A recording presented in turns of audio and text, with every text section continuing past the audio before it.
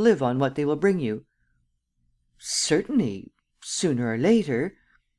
"Sooner or later? Later rather than sooner, I expect. And meantime you have come to ask me for the wherewithal to live?" "For the wherewithal to buy food, sir." Sernine put his hand on the young man's shoulder and, coldly: "Poets do not need food, monsieur. They live on rhymes and dreams. Do as they do. That is better than begging for bread." The young man quivered under the insult. He turned to the door without a word. Sernine stopped him: "One thing more, monsieur. Have you no resources of any kind?" "None at all." "And you are not reckoning on anything?" "I have one hope left. I have written to one of my relations, imploring him to send me something. I shall have his answer to day. It is my last chance." "And, if you have no answer, you have doubtless made up your mind, this very evening, to—" "Yes, sir." This was said quite plainly and simply. Sernine burst out laughing: "Bless my soul, what a queer young man you are! And full of artless conviction too!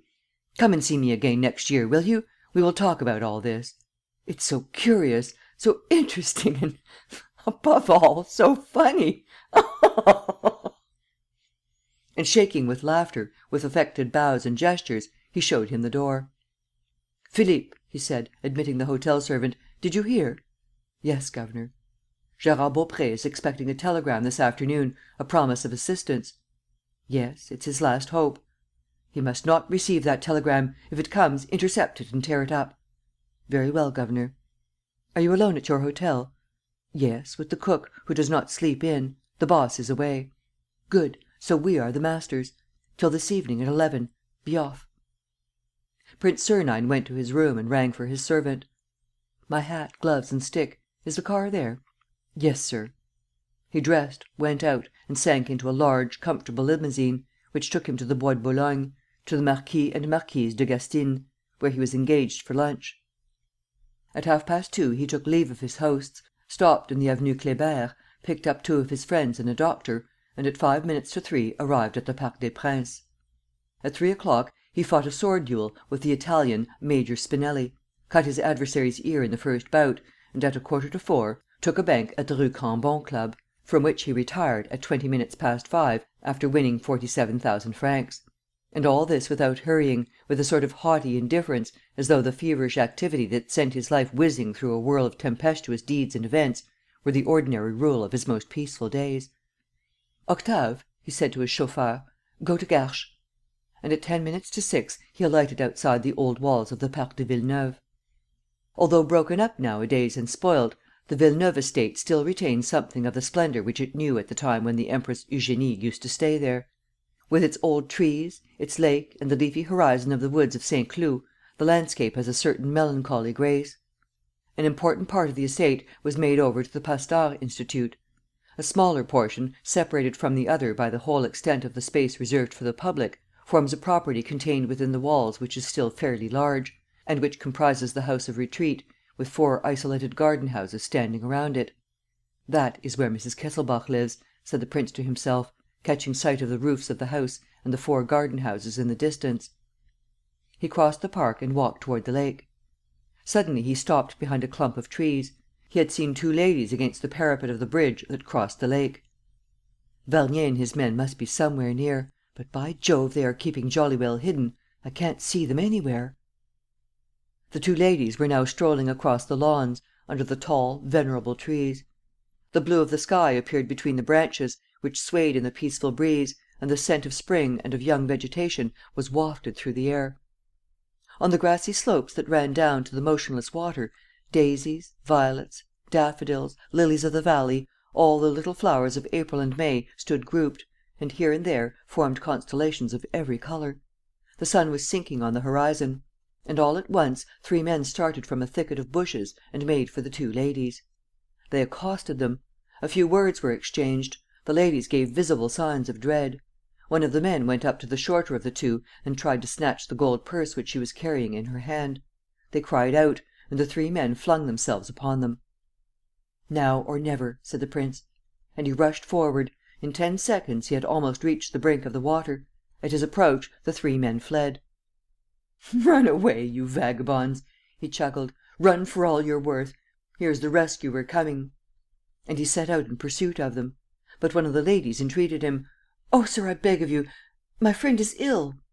The shorter lady had fallen on the grass in a dead faint. He retraced his steps and, anxiously: "She is not wounded?" he asked. "Did those scoundrels—" "No, no, it's only the fright, the excitement. Besides, you will understand. The lady is Mrs. Kesselbach." "Oh!" he said. He produced a bottle of smelling salts, which the younger woman at once applied to her friend's nostrils. And he added: "Lift the amethyst that serves as a stopper. You will see a little box containing some tabloids. Give madame one of them. One, no more. They are very strong." He watched the young woman helping her friend. She was fair haired, very simply dressed; and her face was gentle and grave, with a smile that lit up her features even when she was not smiling. "That is Geneviève," he thought. And he repeated, with emotion: "Geneviève, Geneviève." Meanwhile, Mrs. Kesselbach gradually recovered consciousness. She was astonished at first, seemed not to understand. Then, her memory returning, she thanked her deliverer with a movement of the head. He made a deep bow and said: "Allow me to introduce myself. I am Prince Sernine." She said, in a faint voice: "I do not know how to express my gratitude." "By not expressing it at all, madame. You must thank chance, the chance that turned my steps in this direction. May I offer you my arm?" A few minutes later, Mrs. Kesselbach rang at the door of the House of Retreat and said to the prince: "I will ask one more service of you, monsieur. Do not speak of this assault." "And yet, madame, it would be the only way of finding out. Any attempt to find out would mean an inquiry; and that would involve more noise and fuss about me, examinations, fatigue; and I am worn out as it is." The prince did not insist. Bowing to her, he asked: "Will you allow me to call and ask how you are?" "Oh, certainly." She kissed Geneviève and went indoors. Meantime, night was beginning to fall. Sernine would not let Geneviève return alone. But they had hardly entered the path when a figure, standing out against the shadow, hastened toward them. "Grandmother!" cried Geneviève. She threw herself into the arms of an old woman, who covered her with kisses. "Oh, my darling, what has happened? How late you are! And you are always so punctual." Geneviève introduced the prince: "Prince Sernine, Madame Ernemont, my grandmother." Then she related the incident; and Madame Ernemont repeated: "Oh, my darling, how frightened you must have been! I shall never forget your kindness, monsieur, I assure you. But how frightened you must have been, my poor darling!" "Come, Granny, calm yourself, as I am here." "Yes, but the fright may have done you harm. One never knows the consequences. Oh, it's horrible!" They went along a hedge, through which a yard planted with trees, a few shrubs, a playground and a white house were just visible. Behind the house, sheltered by a clump of elder trees arranged to form a covered walk, was a little gate. The old lady asked Prince Sernine to come in and led the way to a little drawing room or parlour. Geneviève asked leave to withdraw for a moment to go and see her pupils, whose supper time it was. The prince and Madame Ernemont remained alone. The old lady had a sad and pale face, under her white hair, which ended in two long, loose curls. She was too stout, her walk was heavy and, notwithstanding her appearance and her dress, which was that of a lady, she had something a little vulgar about her, but her eyes were immensely kind. Prince Sernine went up to her, took her head in his two hands and kissed her on both cheeks. "Well, old one, and how are you?" She stood dumbfounded, wild-eyed, open-mouthed. The prince kissed her again, laughing. She spluttered: "You! It's you! Oh, Mother of God! Oh, Mother of God! Is it possible? Oh, Mother of God!" "My dear old Victoire!" "Don't call me that!" she cried, shuddering. "Victoire is dead. Your old servant no longer exists. I belong entirely to Geneviève." And, lowering her voice: "Oh, Mother of God, I saw your name in the papers. Then it's true that you have taken to your wicked life again?" "As you see." "And yet you swore to me that it was finished, that you were going away for good, that you wanted to become an honest man." "I tried. I have been trying for 4 years. You can't say that I have got myself talked about during those 4 years." "Well?"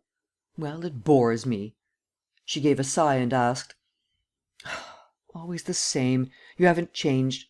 Oh, it's settled, you never will change. So you are in the Kesselbach case?" "Why, of course.